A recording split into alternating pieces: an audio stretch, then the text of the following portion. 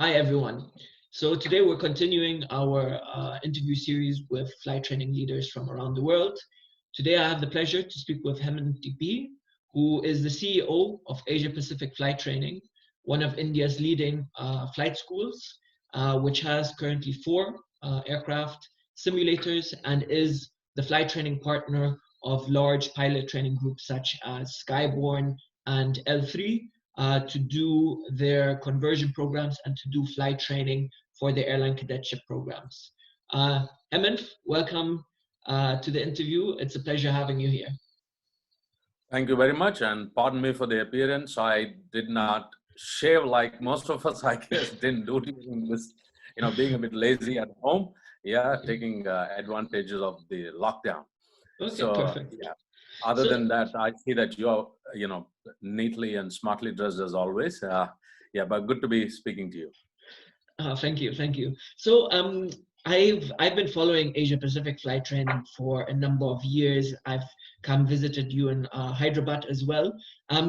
It would be great if you could introduce the organization, everything you offer, the kind of size you have, and any kind of new deals or developments that you have announced over this past year. All right. As you know, we have been in operations for now about 9 years in the country. We're based out of Rajiv Gandhi International Airport at Hyderabad. This was a former JV between a foreign company in Malaysia and GMR Hyderabad International Airport, and then finally a wholly owned subsidiary, and now it's an independent company. So, and we operate out of two airports, one out of Begumpet Airport, the old airport. Both are Code E, Code F airports with the international airspace. We have more than 600 flight movements a day from both the airports put together. So our cadets train in a very busy international airspace. So the radio, telephony, and other is pretty advanced on day one. Having said that, it's also a bit of a challenge to operate in the middle of these two airports. But that's the plus. We have managed to do well. We have a good relationship with the ATC and the airports, both the airports. So we do that. Now, we, as you mentioned already, that we, other than our direct cadet program, we already have a contract with the L3 CDC since last 2 years. We've been training Indigo cadets for conversion. And also now we signed a contract with Skyborne for their cadet program starting somewhere towards the latter part of this year. They're expected to send over 100 cadets a year. Overall, we have trained and our pilots are placed in all the 9 Indian airlines, Jet Airways that closed now, but we had in that as well. So, including all major Indigo, SpiceJet, Vistara, AirAsia, Air India, and TrueJet and Go Air, and everyone. Majority are, of course, in Indigo. And we're also very proud of the fact that 97.5% of our cadets are employed and they're working in these airlines. Those 1% who are not, that's by choice. Some have shifted abroad and so on and so forth. So it's 100% placement. Other than the airline cadet program and the conversion program, we also do advanced private pilot training program for Honeywell. Now, Honeywell, as you know, is an aerospace company. They design, avionics, including black boxes and, digital cockpits, etc. So Honeywell CEO felt that people who design these avionics should also have an experience of flying. Otherwise, it's like a car engineer designing a car who's never driven a car in his life. So, which is a very novel concept. And they approached us, and we put in a special program for them, an 80-hour program called Advanced Private Pilot License. So it includes about 150 hours of classroom study and about 80 hours of flying. So we have done now multiple batches for them. We also been selected by Civil Aviation Authority of Nepal to do their ATPL theory training. We do ATPL theory as well. Other than CPL, PPL, we do conversion. Then we do Assistant Flight Instructor rating, MEIR rating, and ATPL theory, and tailor-made programs for Honeywell and such. So that's some of it. And we use a diamond fleet, diamond DA40 and 42, glass cockpit. These are, as you know, carbon fiber body, composite material. We use a Continental Tiller diesel engine. It's a Mercedes engine. And we are the only one in the country currently which is all on an ATF fueled fleet. And we are looking to increase the fleet size by another 6. We are in discussion. Hopefully that should happen by this year end. And various discussions and contractual these things are in afloat. Now, we are also looking to keeping in mind that we are working out of a busy international airspace. That is why we have only 4 aircraft. We are now planning to get more, since we are planning to get more aircraft, we are also looking at a new airport. So we are in the final stages of discussion to get to that, move to that new airport, which would be about 80-90 nautical miles from our current base. So it's like a day drive. It's about 2.5 to 3 hours drive by road. So we would keep the current base as well, but we'll also start flying out of the new airport, which is a brand new airport. It's not even inaugurated yet. So we have signed a NDA and a MOU. So at this time, because of that, I would not be able to tell you the name of the airport, but it's within the vicinity, 70-80 nautical miles. Matter of fact, we're in discussion with 2 airports. So we would move there. Now there with the additional fleets, we can literally increase our capacity with the current fleet itself and the new addition. We can increase it by close to 200%, which is what most of the airlines want, because flight training in India, leaving the COVID issue apart, everybody is talking about India is going to be the 3rd largest aviation market in the world by 2024, 25. Okay, with all the current crisis, maybe it's pushed by a few months, maybe a year, but ultimately it's got to be there. Now, this is set based on certain other clear assumptions. We are a country, we're the 2nd largest country in terms of population. As you know, we're 1.2 billion plus, and we are also the 7th largest country in the world. We're 3.7 million square kilometers spread north to east. We're spread over close to 4 time zones. But we only have 690 odd aeroplanes, plus minus. Some are replaced, some are joined. Now, if you look at, we're going to be the 3rd largest by 2024. The 2nd largest, which is China, has close to 7,000 aeroplanes. Now, the difference is massive, 7,000 versus 700. Country is not 10 times smaller than China. Neither is the economy, nor is the population, nor is the land size. China is close to around 9 million square kilometers. It's about nearly triple the size, or 2.5 times the size. But it's not 1/10. Yeah. So reason is that we are fairly underdeveloped in terms of aviation. Though we are moving close to 300 million passengers, that looks huge, but it's not, 25% of our population flying. Though we are 1.2 billion, doesn't mean that 300 million means we are flying 25%. These are all multiple flyers like you and me who take 50, 100 flights a year are counted as 100. So if you take unique flyers, we're only about 6 to 8% of our countrymen and women are flying. 90% of the country has not flown at all. Now, that is not a situation which you can have in 21st century, 2020.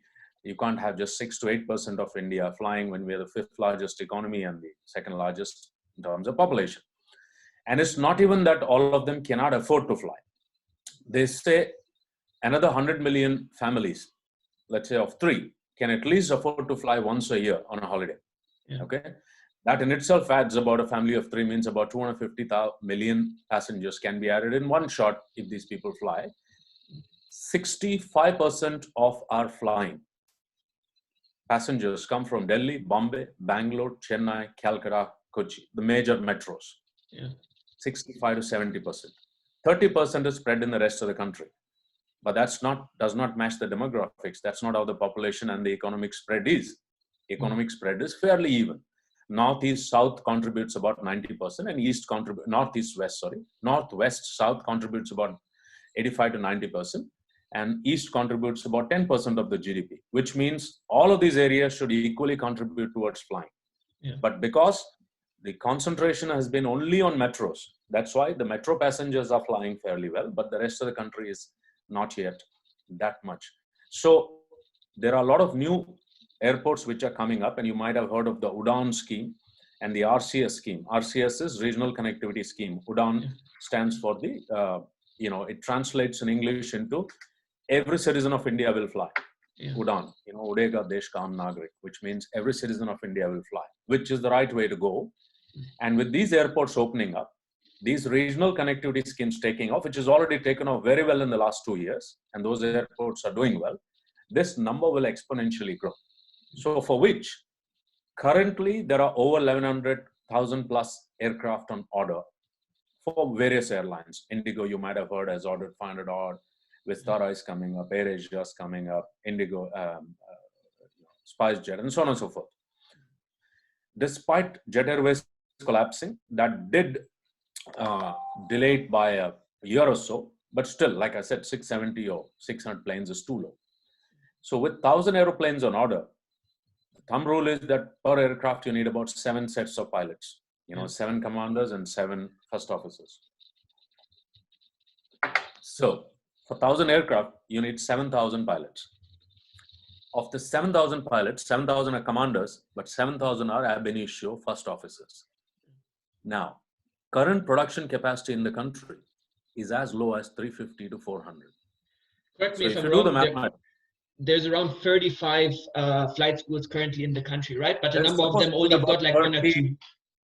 Yeah, there's supposed to be about 32, but not all of them are doing to their full capacity or operating fully, or their aircraft are fully operational, and so on and so forth. And also issues like airport congestion or their inability to fly in certain airspaces because of either defense or commercial airspace overlapping, etc., is also not letting this all 30 odd schools do to the full extent. Like I said, for example, in Hyderabad, given the opportunity of a clean airspace, we can increase flying by another 40 to 50% easily. Okay, that is why we're going to a new airport. So if you do the mathematics of 350 and 7,000, you will need 21 years to train these 7,000 pilots. Okay, I'm not sure about you. You're a young man. I sure will be retired by then. Okay, so obviously we can't have that, right? You can't have 1,000 airplanes in 3 years, 4 years, and have pilots coming in 21 years. Which is why we are forced to go abroad, go to New Zealand, US, South Africa, everywhere to train pilots and train them on time. Before this, I was the executive vice president and COO and chief commercial officer at GMR Hyderabad International Airport. And part of my duties, we used to have airlines come, and one major airline came and said that we need a parking slot from 2,000 upwards. So I asked the chief commercial officer, I said, why do you want to park it at 20? Why don't you do 2-3 more sorties? You can fly till 23 easily, 1 hour sectors. He says, Hemanth, do you think I want to park an aircraft for 3 years when I can fly? I'm short of pilots. I can't fly. They're out of FDTL, so I have to park. I thought that was bad when another smaller airline came and asked me for a parking slot at 16:30 in the evening. I said, are you serious? 16:30, which means you're going to block my parking for the entire evening. That could have given me another at least 5-6 more flights. He's saying, yes, we don't have pilots. That's the reason we have to park.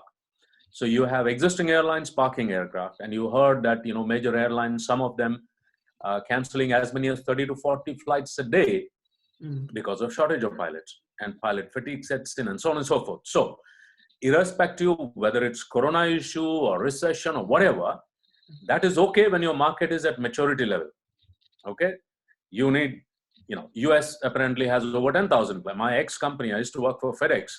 They have more, more aircraft as a single company than the whole of the India put together in commercial airspace. And I have not even touched the general aviation airspace. That's another, space where there is a lot more to come, because a country like India, it's not easy to, if you are a busy executive and you want to do 2 or 3 cities in a day, it's not possible. Okay, you will spend half the time, connecting flights. So you take a commercial plane, you fly a couple of hours, and you can do 2-3 meetings in a city and come back to your home. for a highly paid executive. That is far more cheaper than, sitting in an airport lounge for 2 hours for each flight. Yeah. So that's another section which is untouched. Okay, so if you put together, then the requirement goes into 2,000-3,000, and the government saying in the next 10 years they want to get 2,000 more aeroplanes, which means from 600 it will go to 2,600 to 2,700. That is 400% growth. Yeah. Okay, 4x growth rather in 10 years. You do the mathematics. What is it average?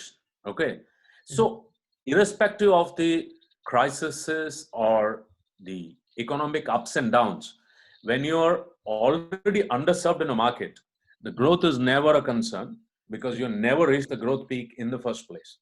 Okay, so there will be some hiccups up and down. Sure, some aircraft deliveries might be delayed for a while and so on and so forth. But fundamentally, when you join a cadet program today, you're going to come out in about a year and a half's time. Yeah. Year and a half time is a long time. Okay, so even if you're under recession now, you will be well out of it by the time you finish. So this is a good time to start, because we're not preparing cakes and buns which has to be sold today evening or tomorrow. Our gestation period is year and a half easy. So, which is why, call me a good news guy, but that's how I look at it, and that's the reason I'm in it. And we all need to look at it. And if all these parameters that I mentioned are true and they can be checked, they are well documented data, then there's nothing to worry about other than putting your head down and getting this stuff together, get more aeroplanes and start flying people, and get our pilots trained. Yeah, I love your optimism. I fully agree with you. So India has really huge potential. I mean, we've done the studies with our databases, and India has less training aircrafts than a country like the Philippines, whereas the population is 12 times the size in India, and the airlines have got, as you said, thousands of aircraft on order. So the pilot training infrastructure has so much potential. With COVID being here or not, yes, it's a slight obstacle in your growth phase, but it will quickly be overcome. Touching about COVID, how have you been affected at the moment in terms of your operations? Have you seen any effects in terms of how you do things? Have you implemented any new policies to address future challenges? How we've been affected in one single word: 100%, complete shutdown. 16th of March, we got a direction from the government that all flying institutes have to close, because we were taken as part of the educational institute, because there will be some people in the classroom, some people in flying. The flying guys wouldn't have enough. Since this was a blanket order, we stopped. And anyway, few days after that, there was a countrywide lockdown anyway. And we are on a lockdown till 14th of April. The Civil Aviation Minister has said that after 14th, they would start operations, flight operations in a phased manner, of course, taking all care to ensure that people who are coming and going are not infecting each other and so on and so forth, which is understandable and required to ensure that the virus doesn't spread, of course. So that's 1 month completely gone off the calendar, completely unexpected, obviously. And as most aviation companies, our fixed costs are always, majority of the costs are fixed costs. Okay. The only variable cost we have is fuel, some parts and some maintenance, but you don't want to save fuel. You're saving fuel means you're not flying. That's not good. So your rent, your leases, your salaries and all the other stuff, those costs are being incurred. We have paid salary to all our staff for last month, and they're still on rolls. We're not laid off anybody. We have continued to pay all our commitments. So naturally, with 1 month gone out of the calendar completely, and we expect even April not to do much better, maybe whole of April will be lost. So that's about 2 months of revenue gone from the calendar. It's going to be a huge impact for any operating company, not just us. Same as the case with airlines. They stop flying, they don't make revenue. We are all in the front line, as we say, whether it is any crisis, it hits aviation first, because people stop flying. Hotels, flights, airlines, restaurants, all of them closed down means the cost is still there, The variable cost is minor relatively. Same for airlines. They're also not spending fuel and spare parts, but rest of the costs are accruing. So in order to come out of this, we are hoping, and the industry forums are taking up, engaging with the government to ensure that they give us some kind of a support package to come out during the next 6 months is going to be critical. How do we pay aircraft leases? How do we pay rentals with zero income? And also the government has given a direction not to, truncate anybody's salary and consider people on duty, which we have followed diligently and paid everyone's salary. But, next 6 months is going to be critical because there will be some initial knee-jerk reaction. People will be scared to fly. People will be scared to come out. People will say, okay, I'll wait and watch and all that stuff. And this also happens to be the school ending year. March, April is when the schools do their final exams. So normally it's a good intake point for us because people finish their 12th exam, which is sixth form in England, I guess, year 13. So they finish the 12th and they pick up a course, whether they want to go into graduation or law or pilot training, etc. So now those exams have also been delayed, which means they might happen somewhere in April. And by the time they come out, it'll be end April or May, which means we lose another month or two or more with almost zero revenue. So no company can sustain, a dip in revenue is bad enough, but zero revenue, it's never happened in the history of the world that, for 2-3 months, businesses are completely closed, whether it was 9/11 or 0708 recession or IT bubble bust. There were ups and downs, but there were never 100% closure. This is unprecedented stuff. Hence, to come out of it, we have asked government for some tax breaks. Maybe for 6 months, they defer some taxes. We don't pay taxes, and they waive off certain rental requirements. Maybe like some governments have done, that part of the salary is paid by the government. That would be good because we also don't want to lose people and then, rehire them at a later stage when things are well. We would like it to go. And based on what I told you in the beginning of the discussion, that potential wise, we don't see a problem because whoever joins today is going to come out of the institute end 2021. By then, any recession, any cyclical thing, people say they expect a U-shaped improvement. Okay, the stock markets have crashed. They expect them to come up in a U-shape rather than a tapered way because this happened due to a definitive crisis, and it's not a gradual degradation of value of stocks because of economic issue. People just can't go out, hence they're not buying. So with all that, if 6 months is a critical period, then 6 months is what we need support for. And like I said, some rental waivers from the airport side, from the office side, for the aircraft rentals as well, salary support, some tax support. With those, we should be able to tide over. And of course, we'll pay them back. We'll pay them back very well. If you stagger it, let's say 6 months, you waive it off, and then you say you pay it off in over the next couple of years, sure, we'll pay it back. And most importantly, you don't want company to close during this time because then you lose everything. Employment, their ability to pay tax, peripheral employment.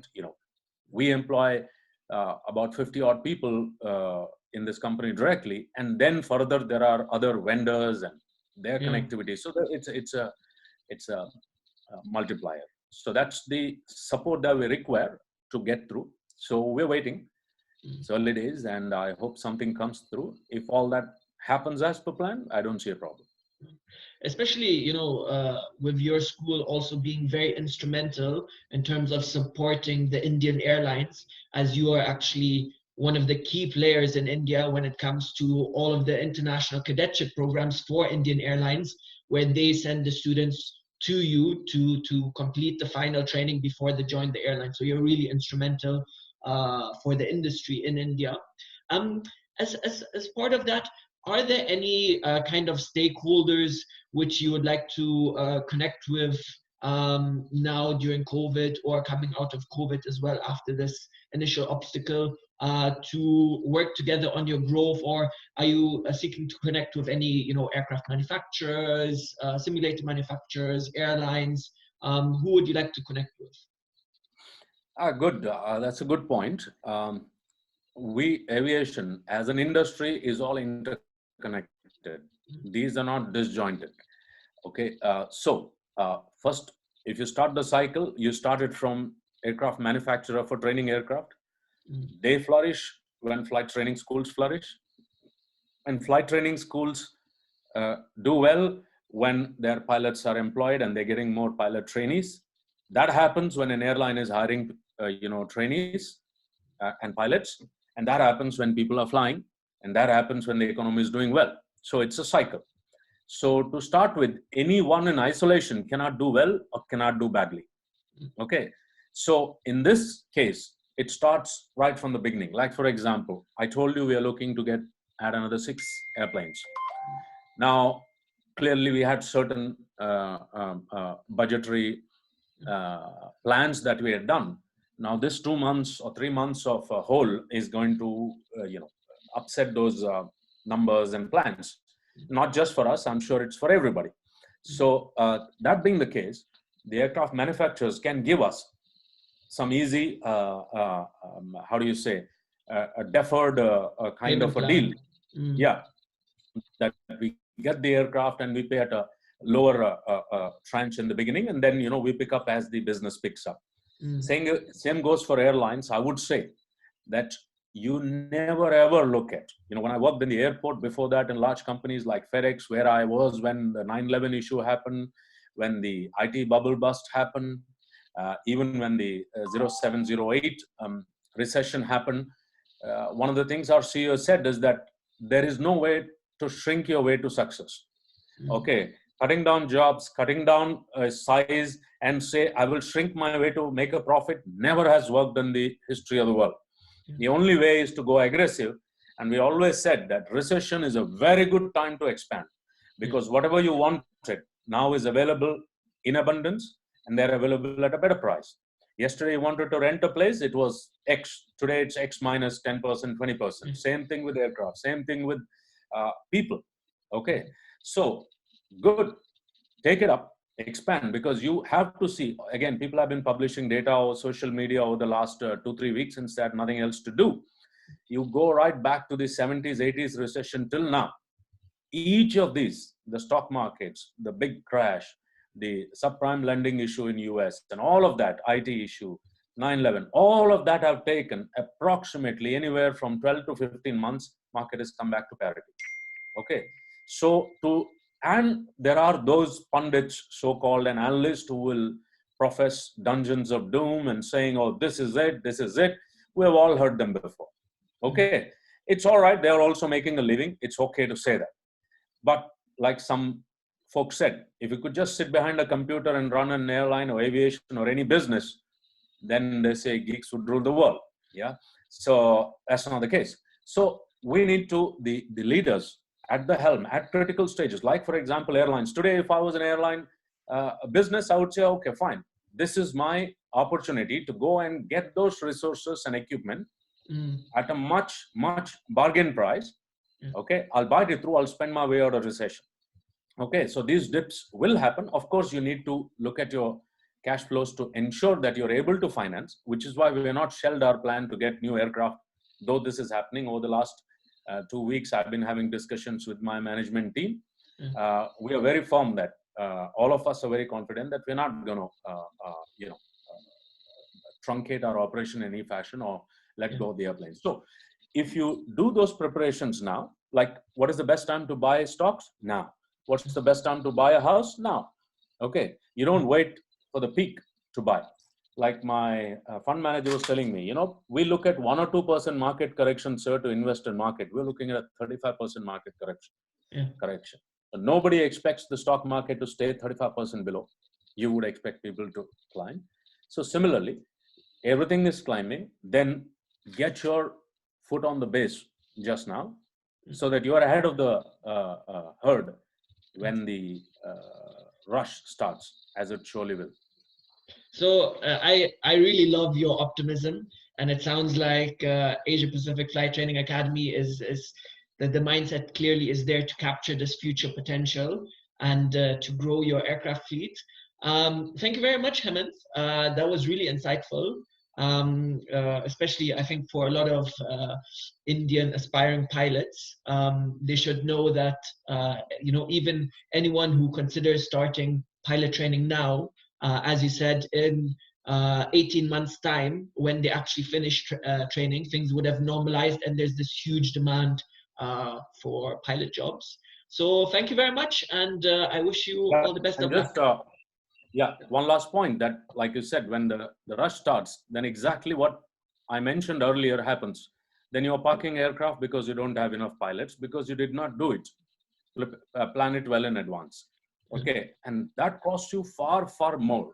An aeroplane, ACMI, aircraft crew, maintenance and insurance and fuel for a 737 or a 320 costs you about $6,000 to $7,000 an hour. So when you park an aircraft for 3 hours, you're losing $20,000 to $30,000 a day. Do the math. That's $100,000 a month and a $1.2 million a year just for 2 to 3 hours for one aircraft. Now, if you have 100 aircraft in your fleets, you're losing 100 million. Now, that is nowhere close to what you would do in terms of starting early and getting those cadets ready, because you should have confidence that you've been in this market long enough to see the ups and downs, that in another year and a half's time, market will be up there. So you are putting today what you expect to come out. That's like if you want to build a house and you need your house 2 years from now, you start building today. You don't start building 2 years from now, because then 2 years you'll be without a house. So that's the thing. And I look for airlines to come and, as I said, we're increasing capacity, and we can do those arrangements just now so that you're well and ready when we are out of this temporary setback that we are all forced to face. Yeah. Perfect. Thank you. Thank you very much, and have a lovely afternoon. You too.